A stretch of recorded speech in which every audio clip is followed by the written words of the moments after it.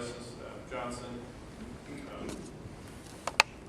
Neil, in just a moment we'll proceed with getting you sworn in, but we're not in any hurry. We relish these moments, the celebration and the ceremony. So a couple more comments, and then we'll get down to business in just a moment. I do want to recognize Commissioner Wood, who has joined us, Board of County Commissioners. Thanks for being here today. We appreciate your attendance here. And I want to mention all of the judges who are here from the 10th Judicial District. We have 3 retired judges, including Judge Anderson, and 2 retired judges sitting with us. Would you raise your hands, retired judges? They're the ones enjoying life. And then we have Judge Bucklisle, who is from Hutchinson, Kansas, but he has been filling in the vacancy for the period of time between Judge Anderson and Neil Foth being sworn in. We appreciate you coming back and helping us out, so thank you so much. And all of the judges. We have a fine, excellent group of judges. We're very proud of everyone who participates here in the 10th Judicial District. Neil Foth is here today as a result of our rigorous merit selection process, just alluded to, and he was selected from among the many applicants who were interviewed by the 10th Judicial District Nominating Commission, and then selected by the governor when 3 names were sent to the governor. The strength of our judicial system and the resulting strength of our community depends upon us having strong, intelligent, independent, hard-working judges like Neil Foth on the bench. And having judges like Neil appointed based upon merit, character through our nonpartisan selection process.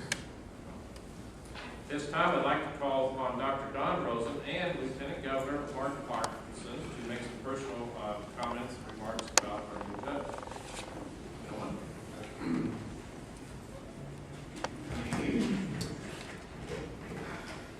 Okay, this can be a little festive. This seems a little solemn at this point. We're in a hurry.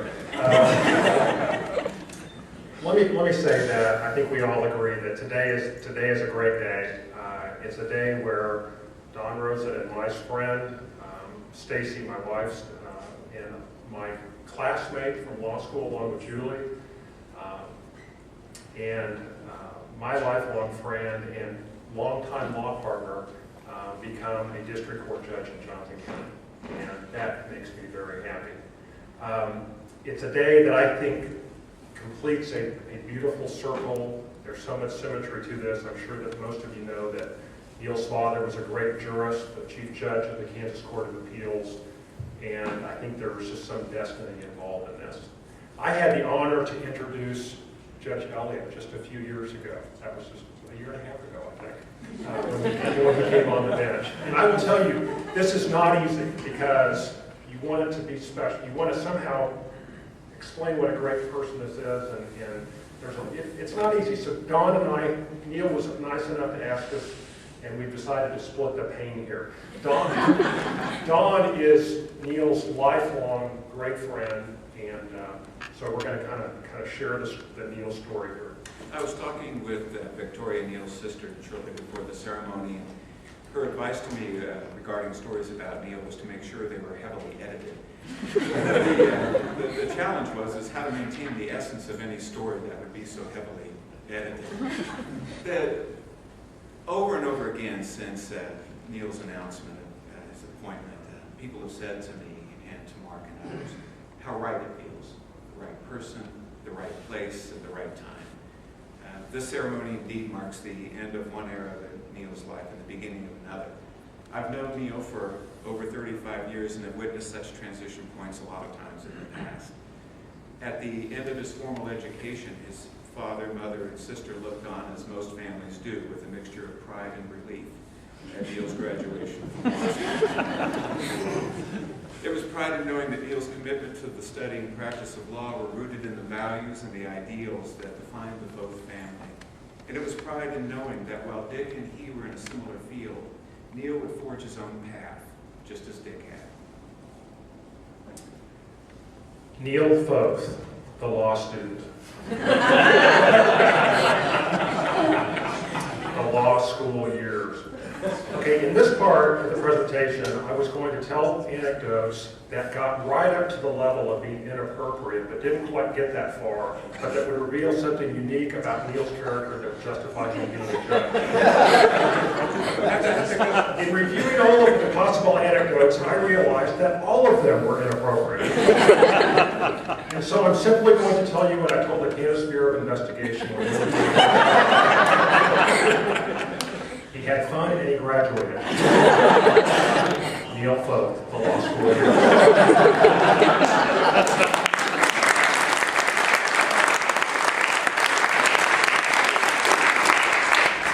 And we were there for both.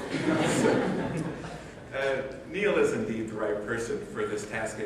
Those of us who have known Neil for quite a while marvel at his consistency, adaptability, and an utter human decency. Over the decades of our friendship, Neil's essence is and has always been rooted in the values of fairness, logic, integrity, and goodwill. Through the ups and downs of adolescence, the challenges and rewards of school and career and family life, the tragedy of his father's untimely death, the joys of his marriage and parenthood, these parts of Neil have remained constant. Neil Foth, the athlete. Neil is a great athlete. However, he sucks at golf. This keeps him humble. Neil Foth, the athlete. All things are relative. While Neil may suck at golf, you suck more. And furthermore, this back and forth is the level of interchange that we typically have when Mark, Tim, Neil, and I play golf. We are hopeful, though, that the level of discourse that Neil speaks from the bench with is a bit higher than we've come to know honestly golf. I mean, that's true for you, except for just now. Absolutely. Absolutely. When receiving recognition, people often say, I couldn't have done it without you, without the support of family. And while true, it understates a deeper truth, that these accomplishments are achieved because of the people we have in our lives.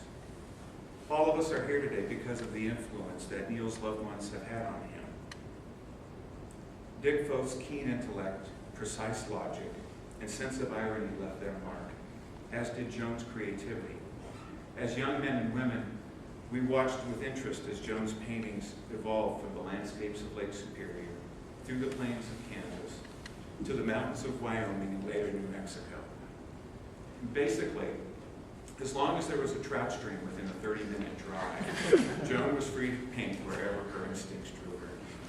As men and women in midlife, we look back and stand in awe of the artist's creativity and courage and faith in her painting. She was able to describe her view of landscapes that can only be captured through watercolors. Joan with her paintbrush and Dick with his pen, both able to brilliantly capture their point of view. Neil Foth, the law firm yours. I have to be really careful here. Our law firm was not known for developing any great new legal theory, but we do have one claim to fame. That is the development of what became known as the executive workout. Now, there may be some of you that have wondered, how was it that all the members of this law firm managed to stay in somewhat decent physical shape? Other people often ask, why is it that your conference room is always full of Taco Bell sacks? These two questions are interrelated, and it goes back to the executive workout.